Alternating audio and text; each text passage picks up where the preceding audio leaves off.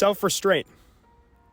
Something that is either looked down upon or, when it's talked about way too much, is discussed incorrectly. So first of all, what do I mean by self-restraint?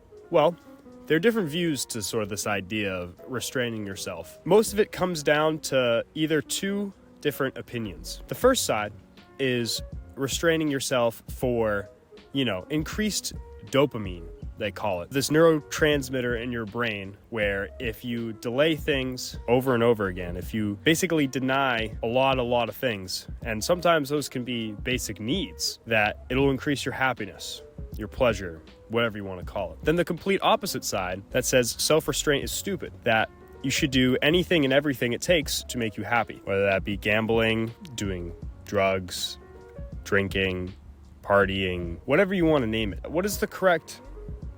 That's a plane. Give it 1 second. Go away, plane! So what is the correct way to go about self-restraint?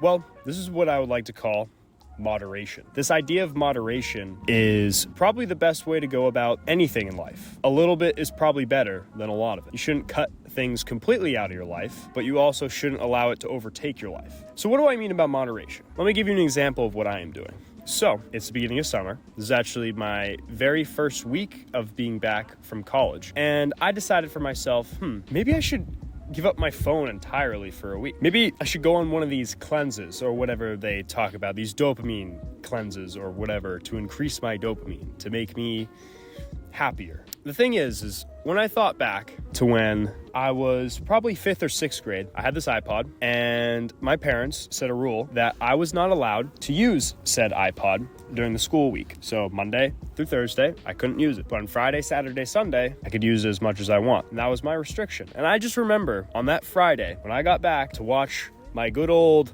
Minecraft YouTubers, good old Bayesian Canadian Jerome ASF, Sky Does Minecraft, I was super excited. And it was a really good balance. It was moderation. Then I had applied it to my life. Again, it's like, I don't have to completely give up, my phone, social media, etc.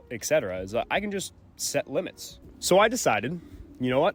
I'm only going to be able to use social media at nighttime. And at nighttime for only maybe max 3 hours. I'll set a window. I found out on my phone that you can actually set limits for yourself, like app restrictions. And I thought, I was like, okay, this is cool. This is how I'm going to restrain myself a bit in order to, focus on other things. Because I think the biggest thing, it's like this idea of self-restraint equals happiness is, kind of, but it's more or less is you're not distracted as much. This idea of constantly using social media is super distracting if you have it available to you 24/7. But the thing is with dopamine, people always say it's like, oh, every time you view a video, you're getting your hit of dopamine, whatever that means. But what actually you're doing is, what dopamine is involved in is reinforcement. It's behavioral reinforcement. It's anticipation. That's what dopamine really is. And what it does when you're on social media is that you're anticipating that entertainment. So therefore your dopamine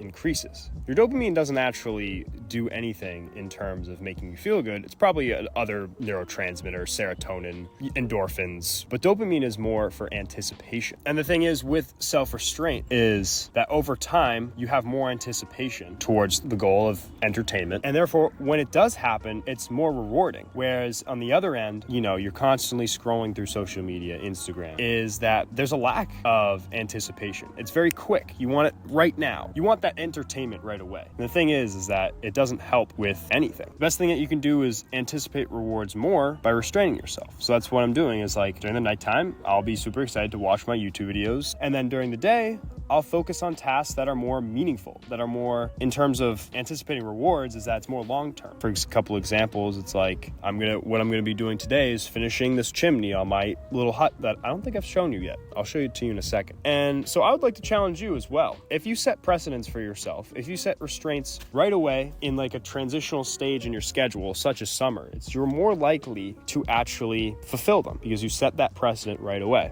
You set that standard. I'm only going to go on my phone at night. And then actually going on your phone is more rewarding. And also too, you can focus on other activities during the day, and those activities will be rewarding too. Because you have to learn that, things don't come immediately. The more meaningful things come with more effort, with more time. Yes, they may suck even in the beginning. Like, I'm going to be moving rocks over here, like tons of rocks, and it's probably not going to be that fun. It's probably going to hurt very bad. But, the idea of being able to enjoy a fireplace in a hut that I built with my bare hands, now that's something that's really rewarding. If you do more activities that are long-term, you're learning patience. You're learning behaviorally that if you try really hard and dedicate something and seek it all the way through, it's going to be very rewarding. But if you stay in this constant mindset of, whatever, I'm not going to do that. I'm too tired. I'm going to go on social media instead, is that you're reinforcing this behavior of being lazy, of not doing the things that are really interesting and meaningful to your life. During the day,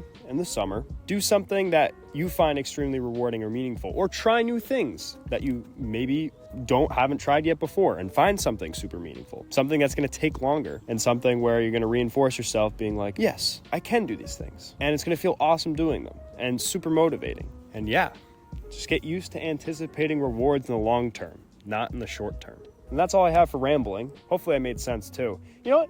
Even if I didn't make sense at all, at least there's some bit of truth to what I'm saying. If you're going to take anything out of this thing, dopamine doesn't necessarily indicate pleasure. Dopamine is mostly for anticipation and motivation. If you can put down your things that are, short-term pleasure seeking, put it down for just a little bit in moderation, and instead you do more activities that take more effort and energy and have longer term goals, is this going to benefit your life? You're going to learn about patience, fulfillment over time. And if you just stay within this line of moderation in your life, you don't have to worry about fully getting rid of your phone. You want to stay in that middle lane, and that's where you're going to succeed in life.